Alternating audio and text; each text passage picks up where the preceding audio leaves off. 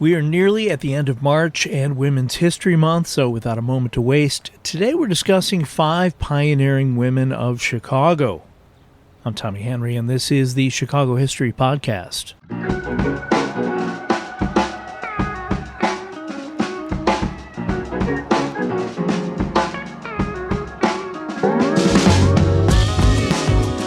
Sure, most of us are aware that March is Women's History Month, but how did it come to be? Many reports trace the origins of the holiday honoring women to New York City in 1909 and the commemoration of a garment workers' strike. The New York Shirtwaist Strike of 1909, also known as the Uprising of the 20,000, was a landmark labor action led by young Jewish immigrant women. On November 23, 1909, over 20,000 garment workers walked out, demanding better wages, shorter hours, and improved working conditions. The strike lasted 11 weeks and faced fierce opposition from employers and resulted in mass arrests. However, it gained support from the Women's Trade Union League and upper-class women. By February 1910, most employers had signed union contracts, marking a significant victory for the women's labor movement. Later that year, German activist Clara Zetkin suggested to the International Conference of Working Women in Copenhagen the creation of an international holiday to honor women. Europeans recognized International Women's Day in 1911, although the U.S. did not follow suit. The date of March 8th became significant in 1917 when women in the Russian capital of Petrograd protested and went on strike, demanding food and the end of the empire. A week later, the Tsar abdicated. As a result of the Russia strike, Clara Zetkin reportedly suggested in 1921 that March 8th become International Women's Day. In the United States, Women's History Month originated in Sonoma County, California in 1978 as a local Women's History Week organized by the Education Task Force of the Sonoma County Commission on the Status of Women. Aligned with International Women's Day, March 8th, the week celebrated overlooked contributions of women through school programs, community events, and a parade. In 1980, activists led by the National Women's History Project, now the National Women's History Alliance, successfully lobbied for national recognition, and President Jimmy Carter proclaimed March 2nd through the 8th, 1980, as the first National Women's History Week, calling on Americans to honor women's achievements. Congress later passed resolutions annually designating the week until 1987, when it expanded to a month. Since 1995, every U.S. president has issued March proclamations with annual themes, such as 2025's Moving Forward Together, set by the Alliance to spotlight women's roles in education, labor, and social justice. Now, when it comes to impressive women, Chicago has had, and continues to have, their share. Here are 5 women's names you should know, starting with one from before Chicago was even Chicago. Kitihawa was a member of the Potawatomi tribe which settled in what would eventually become Chicago, establishing villages along waterways we now call the Calumet, Chicago, and Des Plaines rivers by the 1690s. Born circa 1760, Kitihawa became the wife of Jean-Baptiste Point du Sable, Chicago's first non-Indigenous settler. Kitihawa's family connections allowed the couple to navigate the complex alliances among the Potawatomi, Odawa, and Ojibwa nations, ensuring safe passage and commerce in the Great Lakes region. Many historians argue that without Kitihawa's mediation, Du Sable could not have found success in a landscape controlled by indigenous nations. Kitihawa and Du Sable married in the late 1770s in a Potawatomi ceremony, and later in a Catholic ceremony in October 1788 in downstate Cahokia, Illinois. During Du Sable's frequent travels, Kitihawa managed their homestead, trade operations, and raised their 2 children, Jean-Baptiste Jr. and Suzanne. The Du Sable home, I should mention, was a 102-acre farm on land that included the area just north of the Chicago River and east of Michigan Avenue, which they sold in 1800. In addition to the main house, which was a 22 by 40-foot structure filled with furniture and paintings, the sale also included 2 barns, a horse-drawn mill, a bakehouse, a poultry house, a dairy, and a smokehouse. There was also the transfer of 2 mules, 30 head of cattle, 2 calves, 28 hogs, 44 hens, 8 sickles, and a large assortment of other tools. The buyer, Jean Lelim, was discussed in episode 707 of this podcast, as he is considered the first murder victim in Chicago. Information about Kitihawa's death is a bit scarce, but it is believed her death preceded that of her husband, who died in 1818, and may have influenced Du Sable's reason for departing Chicago. Despite Kitihawa's critical role, this pivotal yet overlooked figure remains overshadowed by her husband's legacy. In 2023, Chicago's Floating Museum created a traveling monument called Founders, depicting Kitihawa and her husband as co-founders of the city. This 2-story installation includes Elise Patien's poem Kitihawa Speaks, which reimagines her perspective. Indigenous scholars like Starla Thompson, who is Potawatomi like Kitihawa, stress that Kitihawa's legacy represents the broader erasure of Native women's labor in colonial narratives. Even author Thomas Meehan's 15-page article about Jean-Baptiste Point du Sable in the autumn 1963 Journal of the Illinois State Historical Society relegates Kitihawa to just 1 mention, and even then only uses her anglicized name, Catherine. In December of 2019, his efforts to rename Lakeshore Drive to honor Jean-Baptiste Point du Sable were ramping up. Chicago Tribune writer Rick Cogan penned a piece called "Should We Instead Rename Chicago's Lakeshore Drive for a Woman Named Kitihawa?" In the article, Cogan talks with Heather Miller, a member of the Wyandotte Nation of Oklahoma, who was then the executive director of the American Indian Center here in Chicago. While Miller said she had no issue with Du Sable, she did say she would like to see the history of the area's indigenous people, here for centuries before Haitian-born Du Sable arrived, become part of any conversations about Chicago's history. The Du Sable home site was designated as a National Historic Landmark on May 11, 1976. If you're in Chicago, you can visit the area by heading to Pioneer Court, located near the Chicago River and Michigan Avenue, close to Chicago's Magnificent Mile. It is there you'll find a bust of Jean-Baptiste Point du Sable. There is no mention of Kitihawa on the accompanying plaque.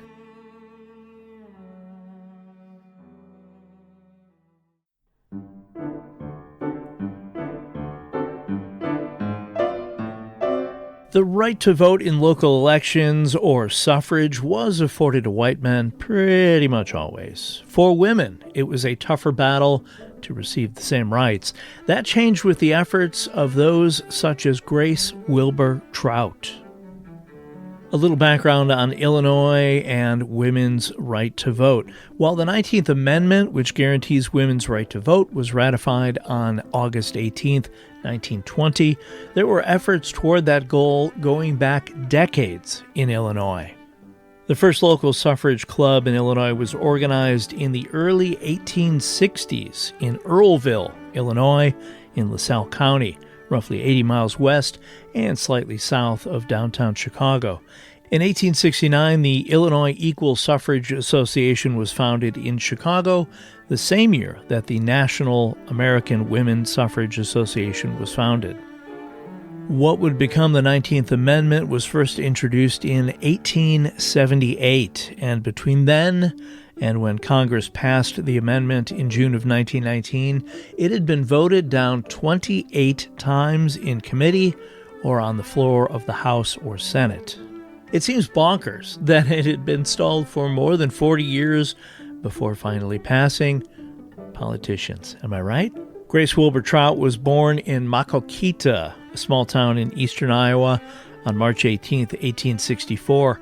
Trout moved to Chicago with her husband George in 1892, settling in suburban Oak Park in 1903, an event that marked the beginning of Trout's involvement in Chicago's women's rights scene. Trout's entry into activism began through her participation in women's clubs, which were popular among educated middle-class women of the era. In 1910, she was elected president of the Chicago Political Equity League, or CPAL, a suffrage organization founded by the Chicago Women's Club. Under her leadership, the CPAL expanded its activities and visibility. One of Trout's notable achievements with the CPAL was organizing the first suffrage float in Chicago's annual Sane Fourth Parade on July 4th, 1910.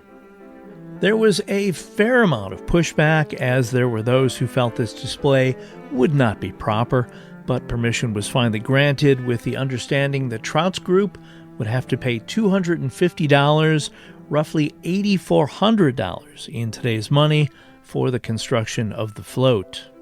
Trout would later recall in the July 1920 Journal of the Illinois State Historical Society, quote, "We had no funds in the treasury for this purpose, so money had to be raised, mostly by soliciting contributions from our friends and neighbors in Oak Park."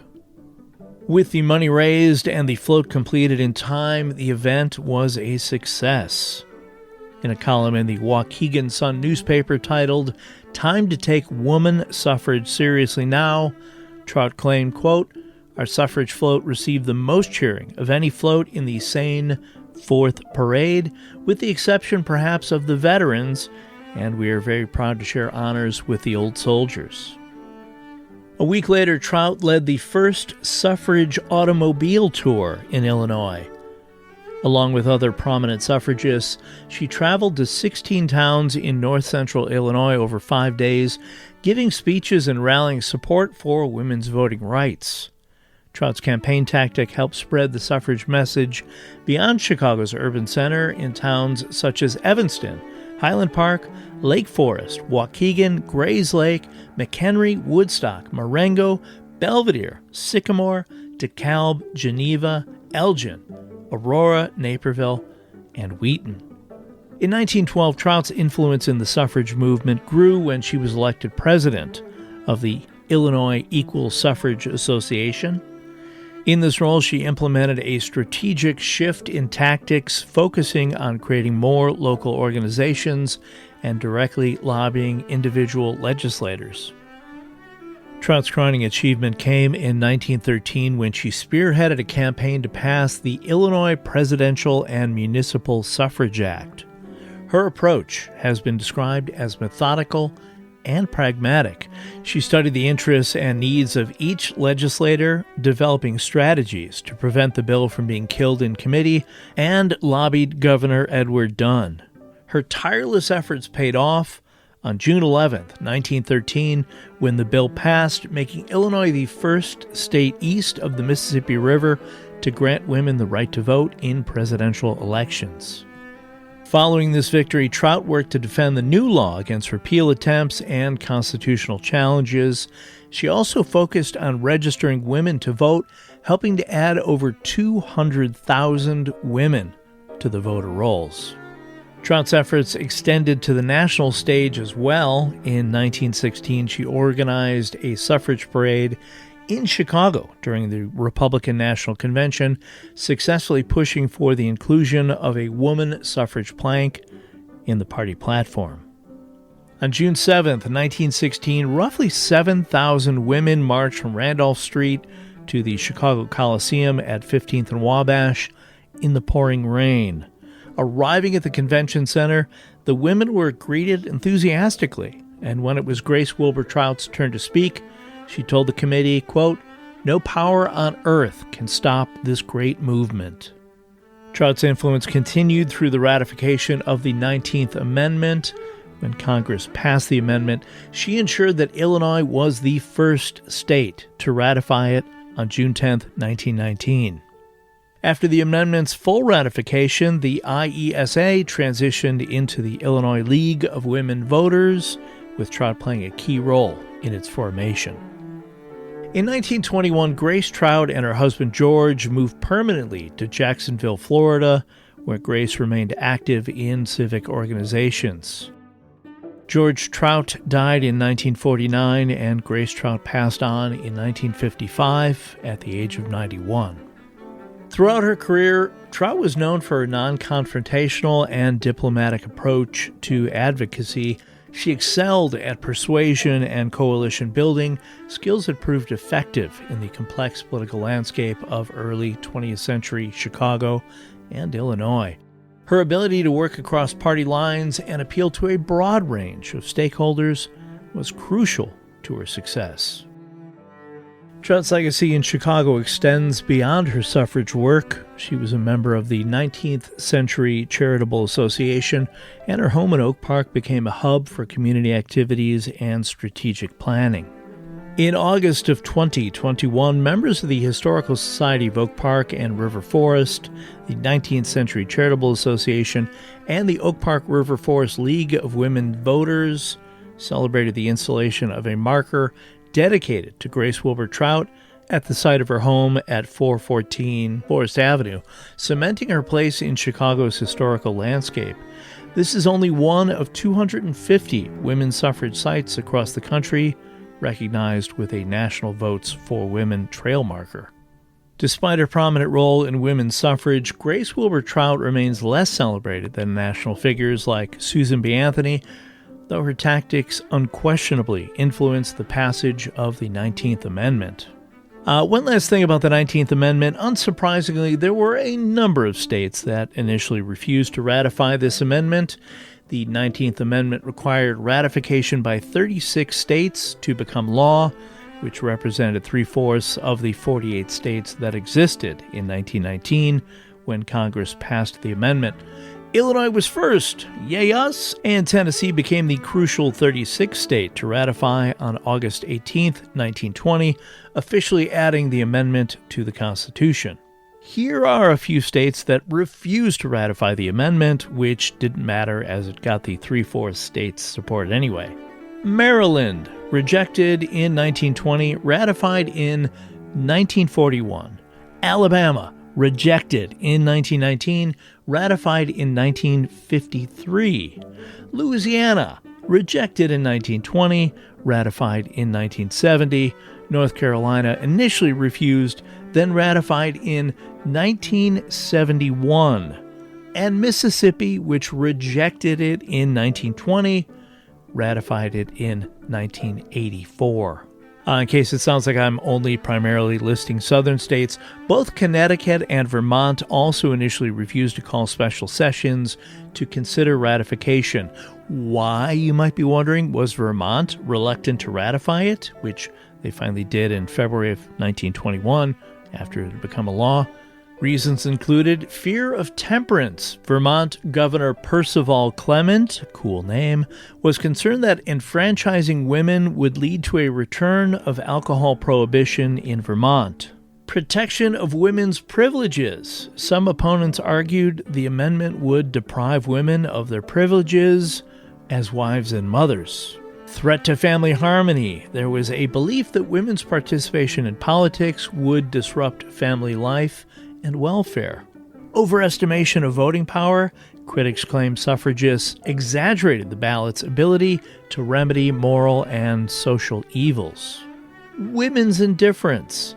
Opponents pointed to the perceived lack of interest from most Vermont women as a reason to deny suffrage.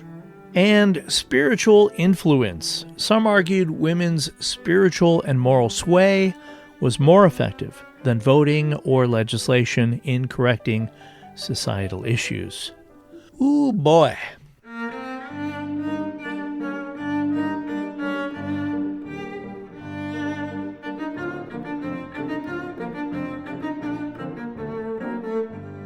Born in Chicago in 1890 to Fenton and Maria Harsh, both Fisk University graduates, Vivian Gordon Harsh grew up in a family that valued education and achievement. Her mother was among Fisk's first female graduates, while her father owned a saloon. Harsh attended Wendell Phillips Academy High School in Bronzeville, a neighborhood that would later become central to her career. In 1909, Vivian Harsh began working as a junior clerk at the Chicago Public Library, marking the start of her 60-year career in library services. She earned her Bachelor of Arts in Library Science from Simmons College in Boston in 1921 and pursued advanced studies at the University of Chicago Graduate School of Library Science. In 1924, Harsh became Chicago's first black professional librarian. Her most notable accomplishment came in 1932 when she was appointed director of the George Cleveland Hall Branch Library at 48th and Michigan Avenue in Bronzeville, the first Chicago Public Library branch built specifically for an African-American community. Under Harsh's leadership, the Hall Library quickly became a hub for intellectual and cultural activity. Harsh was deeply committed to preserving black history and literature. She traveled extensively across the South to collect rare books and materials about African Americans, assembling what she called the Special Negro Collection. This collection featured over 100 donated books on African Americana and grew through private donations and her personal contributions. The Hall Library became a gathering place for prominent black writers, thinkers, and activists such as Langston Hughes, Zora Neale Hurston, Richard Wright, Gwendolyn Brooks, and Margaret Walker. Harsh organized community programs like Black History Clubs, literary forums, art exhibits, storytelling sessions, drama clubs, debates, and senior citizens groups, all designed to educate and empower the local community. Harsh's work laid the foundation for what is now the Vivian G. Harsh Research Collection of Afro-American history and literature, housed at the Carter G. Woodson Regional Library at 95th and Halsted Street in Chicago. Initially housed at the Hall Branch in Bronzeville before being relocated to the Woodson Regional Library in 1975, this collection contains over 75,000 books, many rare, 15,000 reels of microfilm, over 4,000 clipping files, and 175 manuscripts and archival collections.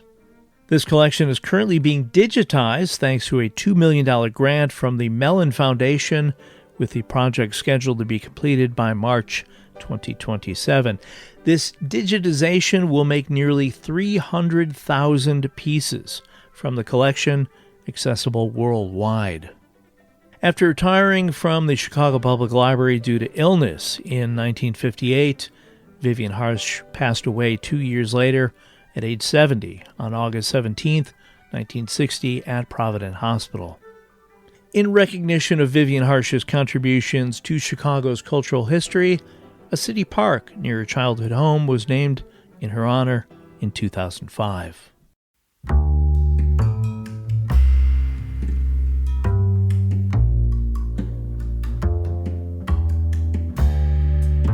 A labor and civil rights titan, Addie L. Wyatt co-founded the Coalition of Labor Union Women and became the first African-American woman to lead a major U.S. labor union. Born Addie Lorraine Cameron on March 8, 1924 in Brookhaven, Mississippi, she was the eldest of 8 children. Her family joined the Great Migration in 1930, settling in Chicago's Bronzeville neighborhood. Addie Cameron's early life was shaped by her parents' struggles during the Great Depression. Her father, a tailor, and mother, a seamstress, often relied on her to care for her 7 siblings while they worked. The church was an important part of Addie's upbringing.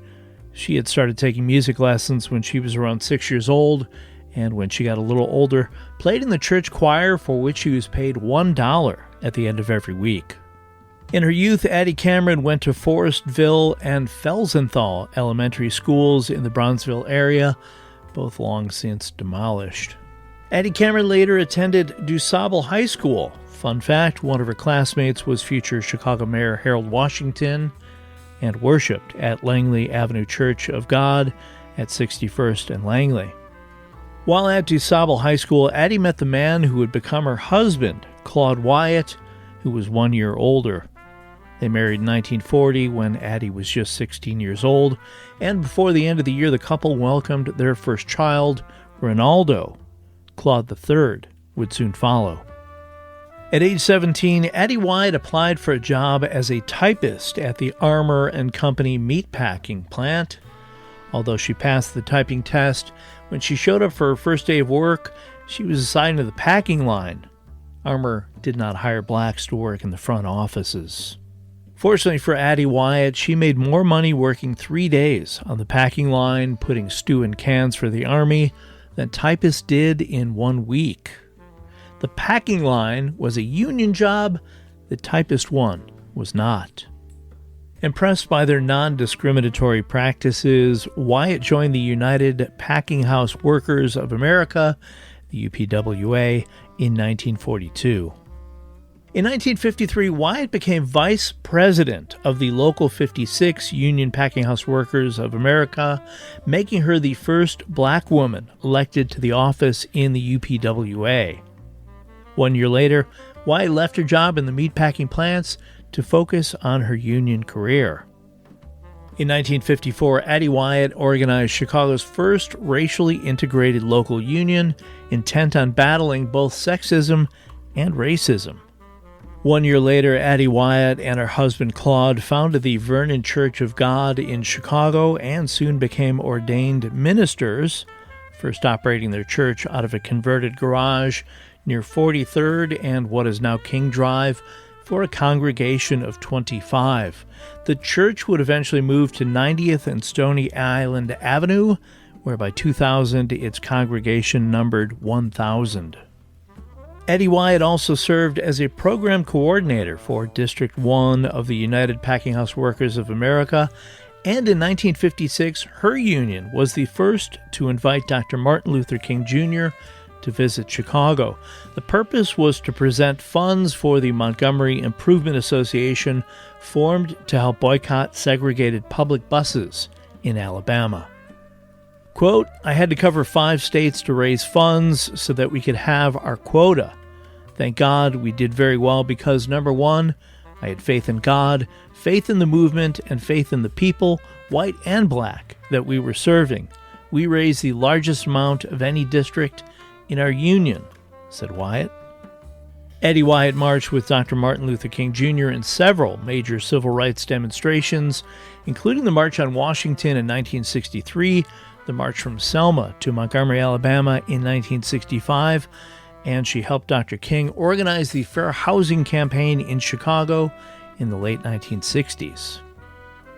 Because she obviously needed more on her schedule, in 1961, Addie Wyatt was appointed by former First Lady Eleanor Roosevelt to serve on the Protective Labor Legislation Committee of President John F. Kennedy's Commission on the Status of Women.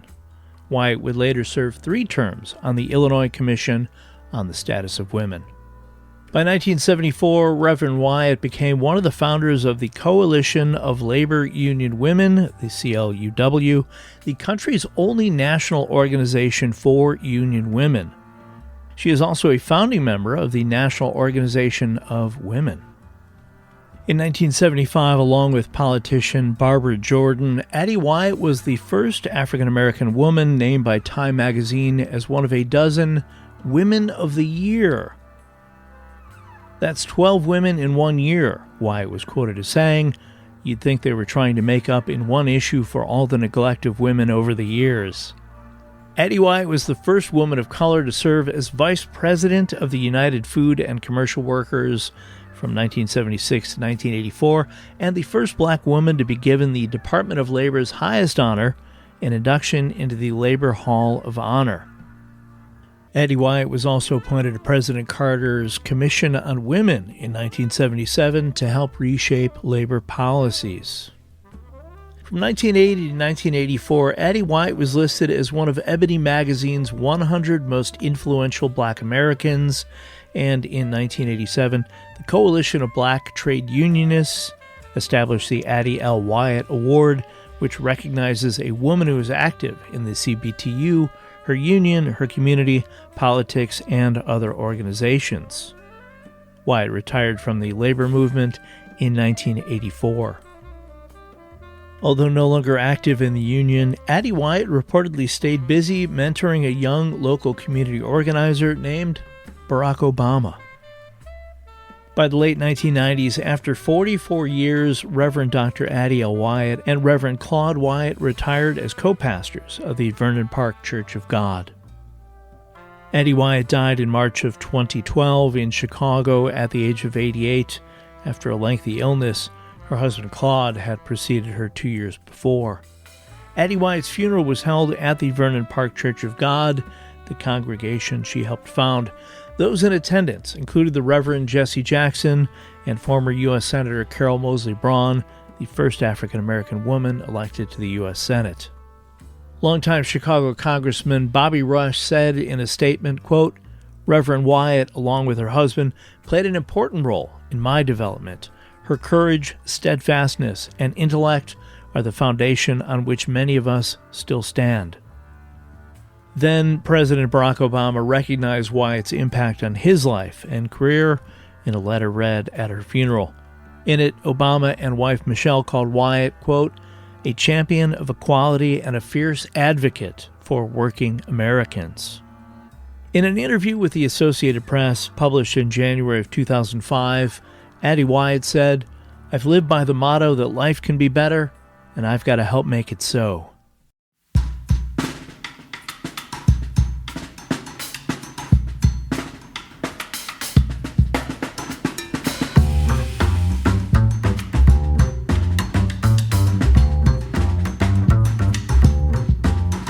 Born in Brooklyn, New York in 1886 to German immigrant parents, Elisabeth A. Martini grew up in Fitchburg, Massachusetts.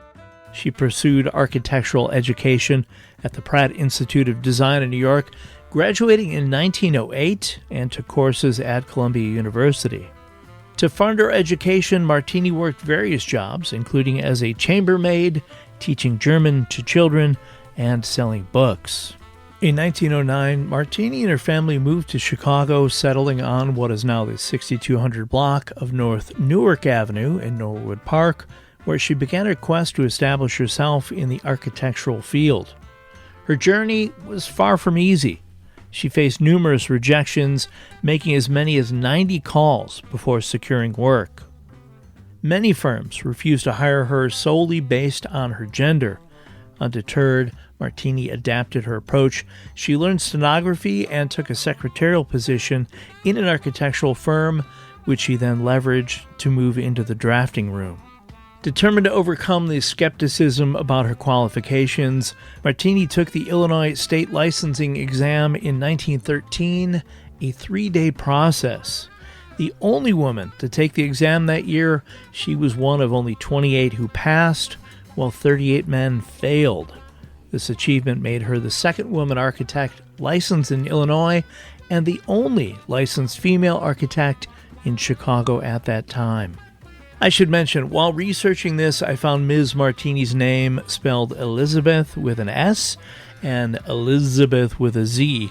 To really make me bonkers, the November 12, 1913 Chicago Tribune piece about Martini's accomplishment titled "Woman Passes Architect's Test" has a picture of her with a caption that reads Miss Elisabeth A. Martini with an S, but the accompanying article spells her name with a Z.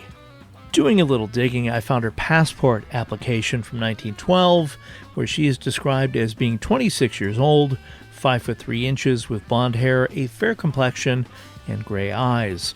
In addition to spelling her name at the top with an S, at the bottom of the application is the following: P.S. Please spell Elisabeth correctly. Do not spell it with a Z. Despite passing the architecture licensing exam, Martini still faced challenges in finding employment. In 1914, seizing an opportunity when a former employer promised to direct work to her, she opened her own office in Chicago at 64 West Randolph Street. This bold move made her the first woman to be the sole owner of an architectural firm in the city.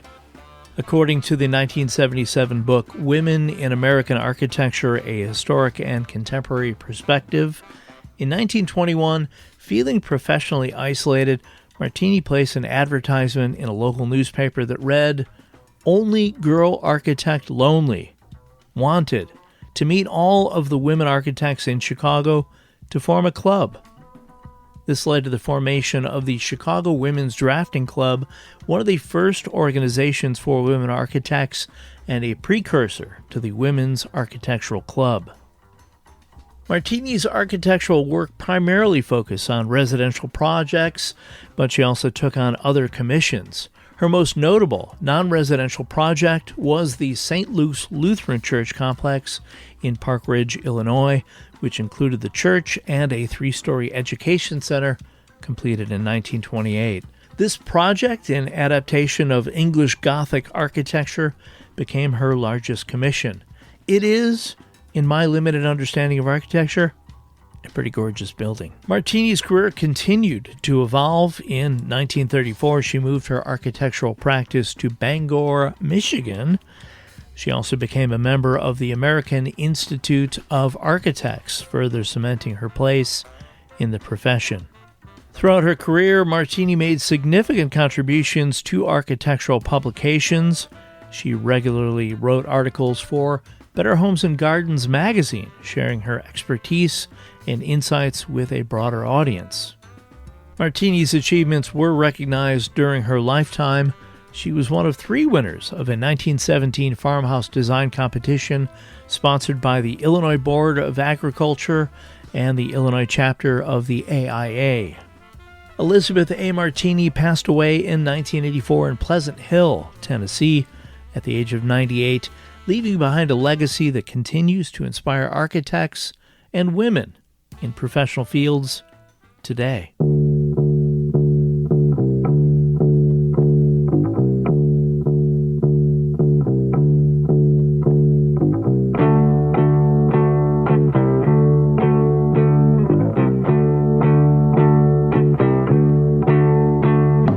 Thanks for listening to today's episode about 5 pioneering women of Chicago. This episode was written, recorded, and edited by me, Tommy Henry.